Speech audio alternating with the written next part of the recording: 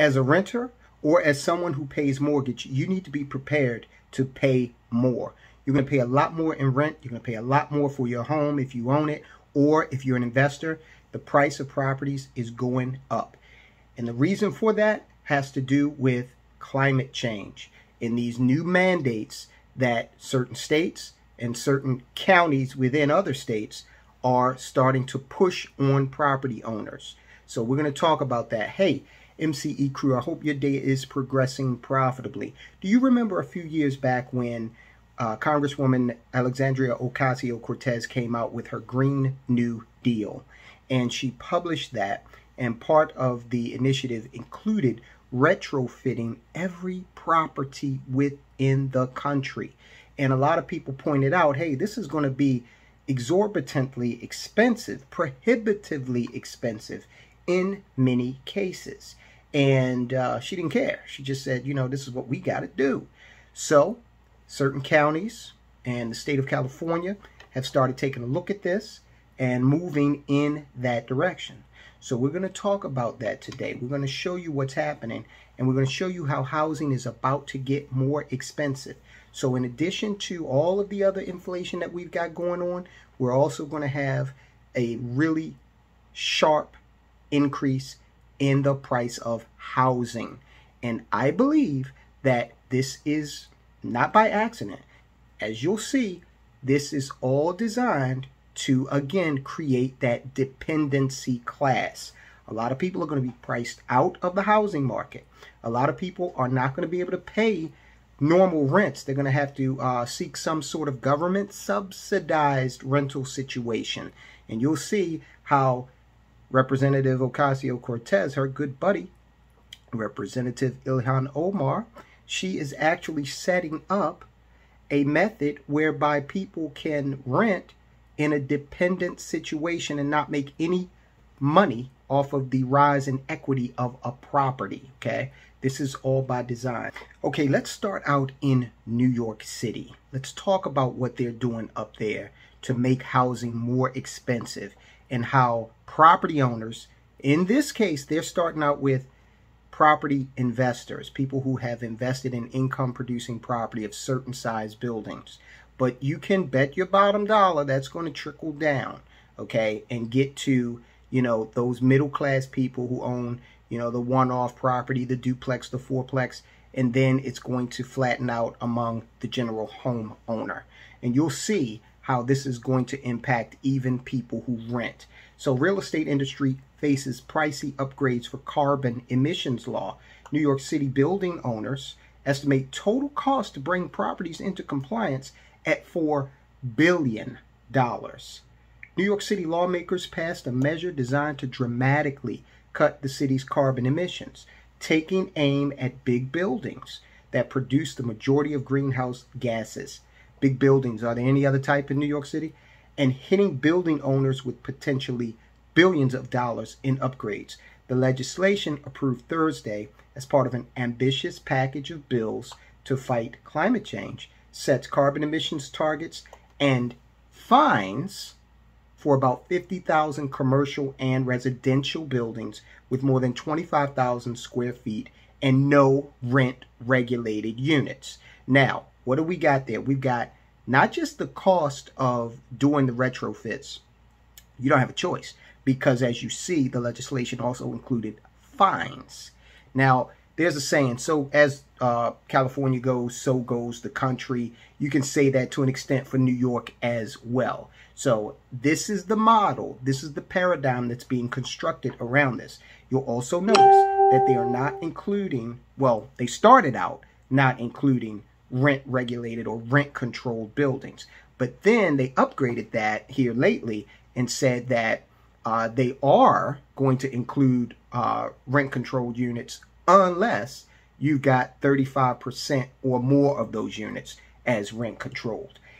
It imposes, the bill, initial requirements for the biggest producers of carbon emissions in 2024.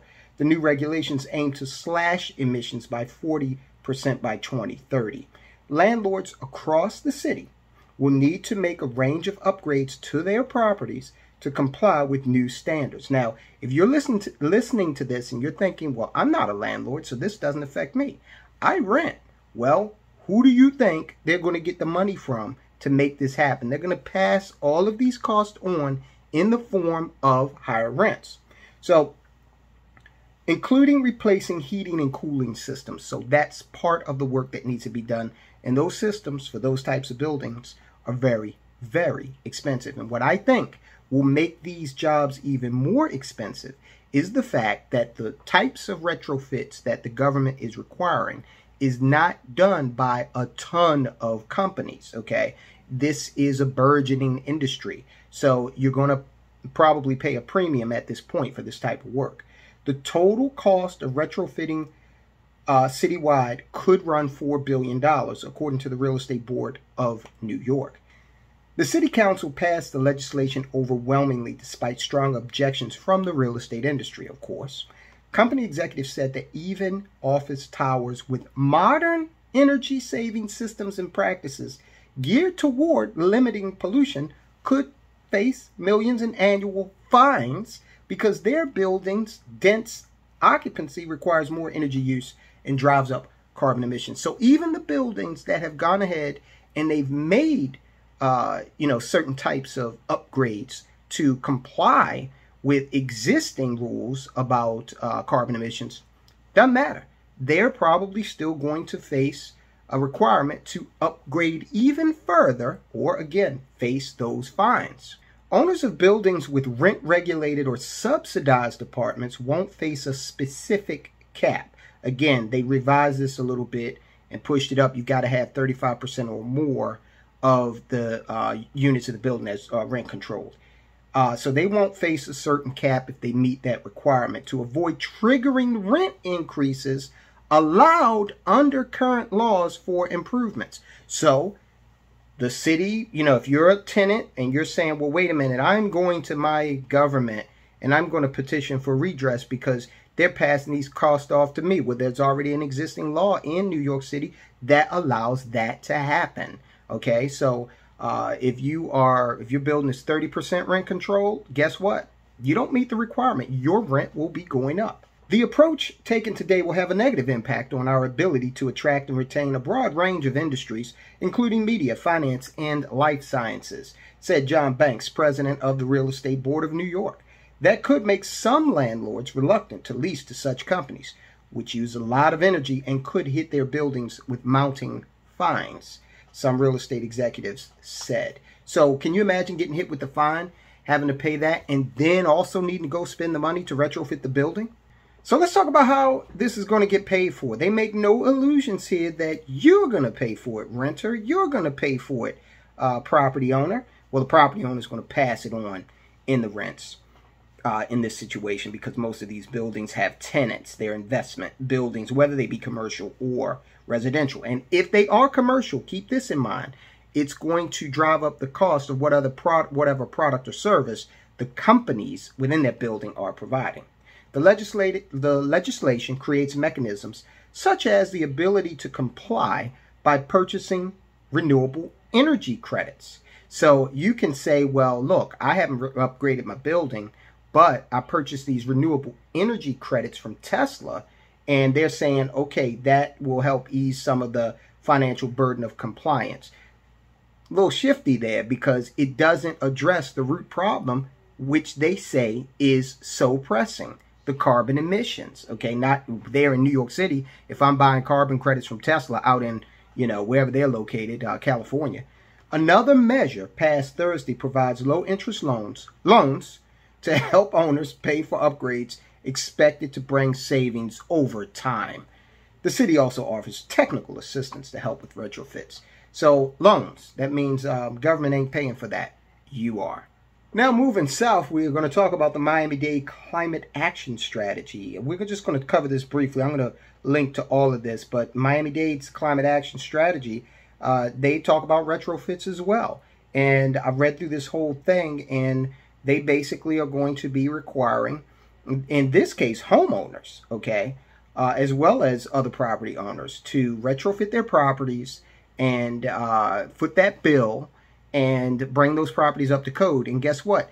If you don't do that, then you're going to be facing some fines, flags on your title, so that when you go to sell that property, because one thing they did say in here is that you need to have these properties retrofitted if you want to transfer the title or sell the property. So if someone else is coming in to buy the property, hey, that person that currently owns is going to pass those costs on. It's going to make that property much more expensive. And if they can't do that for whatever reason, then they're going to have difficulty selling that property, getting out from under that property. And we're talking homeowners here, not like New York City, where we were talking about commercial landlords and residential landlords. But don't worry, New York City, you will see it trickle down to the homeowner in no time flat. This is just starting out with the evil rich. That's how they get you. And then they put it on regular folk, the middle class. Now, I promised you that we were going to talk about how this is conspiring to create a dependent class. Now, you can already see that it's going to make renting more expensive in the places where these types of initiatives are implemented. So, if a lot of people are going to be priced out of the rental market, what are they to do? Well, never fear. Congresswoman Ilhan Omar, she has an idea. Congresswomen Maloney and Omar introduced what they're calling the Affordable Housing Preservation Act. Who could disagree with that? Look how they've named it. Who's against affordable housing preservation, right?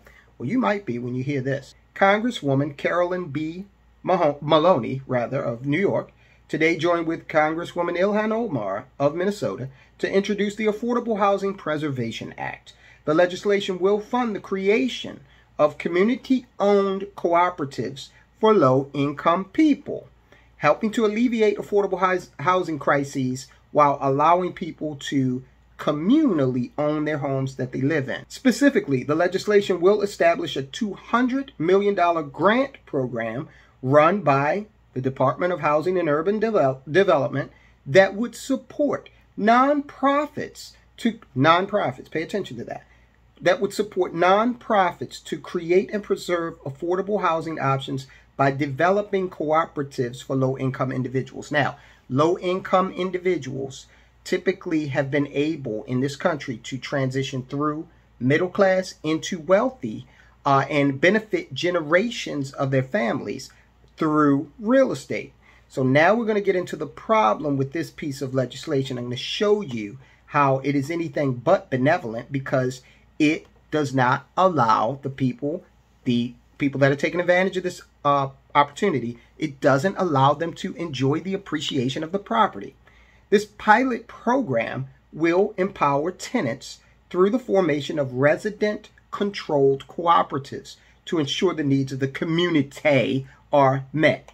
Okay, so here's the heart of the matter. Housing co-ops offer an alternative to traditional home ownership and renting practices, where people can come together to form a not-for-profit, pay attention to that phrase, cooperative corporation and democratically control their housing. The limited equity co-op model allows each resident to purchase and sell shares in a property, but includes restrictions on how much outgoing members can profit from resales to protect long-term affordability. So you see, the government is going to be funding a model that is not going to allow the low-income person to become a higher income person, because they're not going to be able to enjoy the full appreciation of that property. So let's say I rented one of these low-income units in this co-op, okay? And I bought the shares in the co-op, and they started out, let's just take a round number. I bought in for 50 grand, okay? And I stayed there for 10 years. And during that time, the real estate in the area, that building in particular, appreciated such that now my shares are worth $100,000. Well, Representative Omar and Representative Maloney are saying they're going to work with HUD to restrict how much of that appreciation I, the share owner, can enjoy, keeping me in a situation where now I can't take all that equity and move up in the world or start a business with it or, you know, bequeath it to my kids. No, they're going to restrict me. The government is going to create a policy take taxpayer money to restrict me. Okay, so this is what's going on. This is why I say the government is hell-bent on creating a dependent class, replacing large swaths of the middle class with a dependent class. So what do you need to do? Well, I'll sound like a broken record. You need to open a business, okay? You need to do your due diligence. I really don't think you have a choice anymore but to become much more financially independent. We've done tons of videos on this platform that talk about how the government is making moves that are to your financial detriment, okay? And the only way for you to extricate yourself from that situation, be able to deal with it and still profit and still become someone who's financially independent, is for you to recognize what's going on. Because the other thing is these corporations out here, people who've got jobs. I was in the corporate arena. I had a very good job and I made the 6 figures and all that, okay? And guess what? At any point, I was very fortunate because I worked there for 14 years, and every year they came through with a layoff and I was never affected by that. At the end, I decided, my wife and I decided that I was getting out of that, and my wife and I, were going to pursue our independent businesses.